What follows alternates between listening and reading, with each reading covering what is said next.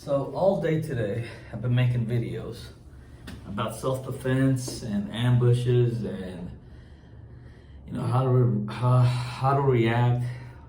And I thought, why not make a reaction video to the Trump attempted assassination and give my thoughts on just my.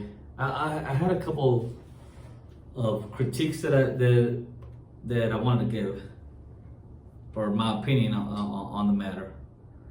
So here it goes.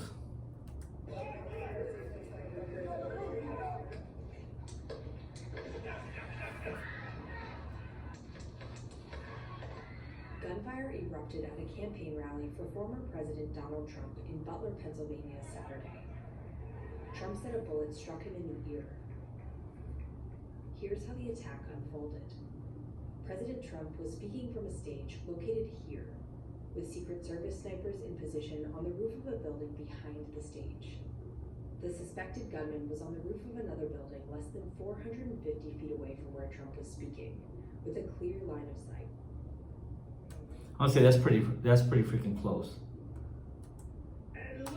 But okay, so here's what I wanted to say. What I've noticed is, so you see on top of that like barn or building that looks like a barn. One thing I noticed is that those snipers on that roof. If I was a sniper, and I was gonna be like I said, in many of my videos I was ex-military, and one thing is you want to be comfortable. If you're gonna be anywhere for a long period of time, you want to be comfortable. And wearing dark clothing on top of a metal roof in the middle of summer, you're highly uncomfortable, And also you got the sun on you. I almost wonder how come they didn't put like a canopy up there. Also give them some cover, like put a canopy and put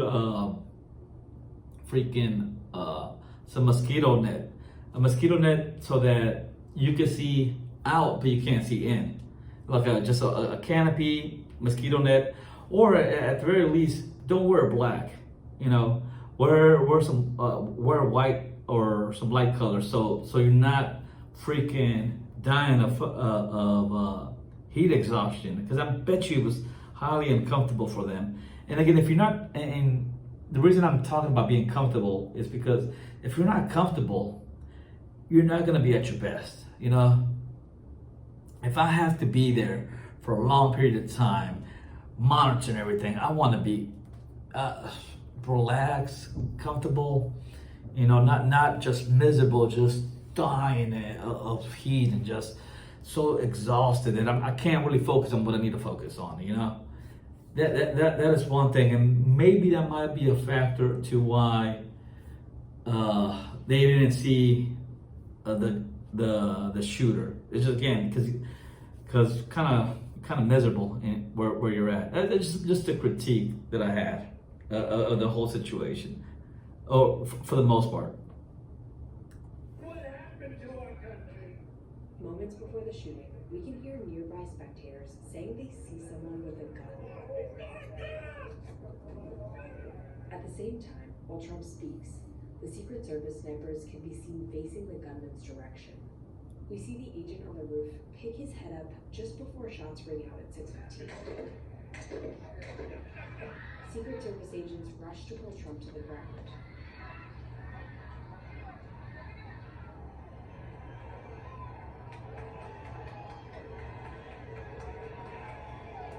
Other thing too, and I think other people have pointed out, look, man, it's your job to protect the president, former president, and you gotta take charge. You don't let him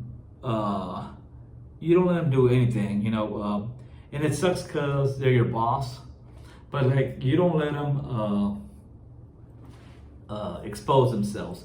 You grab them and move them, and this is one thing I kind of see as a failure.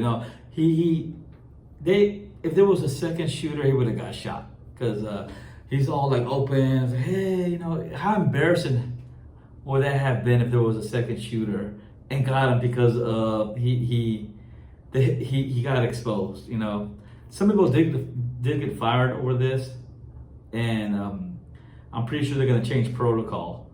You don't let them dictate movement. You take command and you force them. You know, and it kind of sucks that you're gonna force, but it's for their safety because you're in charge. They're not in charge. And but in this case, they let him take charge. So, and that I see that as a failure. Again, it's this authority that I talked about it in the George Floyd case. Not knowing how to react to somebody who's in a power of authority. You know, but again, if it's your job, you ignore everything. You ignore the customer because it's like that's what you're getting paid for. You know, if they could get angry, you settle it afterwards. All right, so yeah, that and also he's extremely lucky that the guy failed because at that range it should have been an easy. It was extremely easy a shot. I do know the guy probably panicked. You know, again, has that adrenaline going. You know, blood's boiling. Everything's you know, nerves for what he's about to do, and it came really close. He got lucky. Also, like I said before, power of the ambush. When you ambush somebody, they don't expect it, and it gives you the ability to win almost.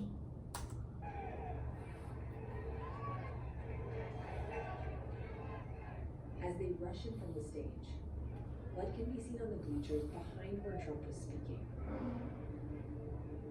A spectator was killed and 2 more were critically injured at the event. The suspected gunman, 20-year-old Thomas Matthew Crook. Alright, let me exit it. Alright, so yeah, the power of the ambush, man. For the most part, I mean, they did an okay job, but it should have never. Well, actually, I take that back. It was a failure that he should have never been on that roof. You know, they should have secured that site better. You know, obviously, whoever's in charge messed up, but for the ones who weren't in charge, you know, because again, not everybody's in charge. The snipers did. Some people did a great job. Some people failed. You know. For the people who did a great job, the snipers who countered the shot, they did a good job. But again, I was like, man, that looked highly uncomfortable just being out there in that heat. I was like, man, like again, if that was me, and I know I'm gonna be in the elements, I'm gonna get comfortable. I don't know. It's just I think that's like a veteran mentality, like to I don't know, just to be comfy. All right. Well, that's my thoughts. I'm off to another video.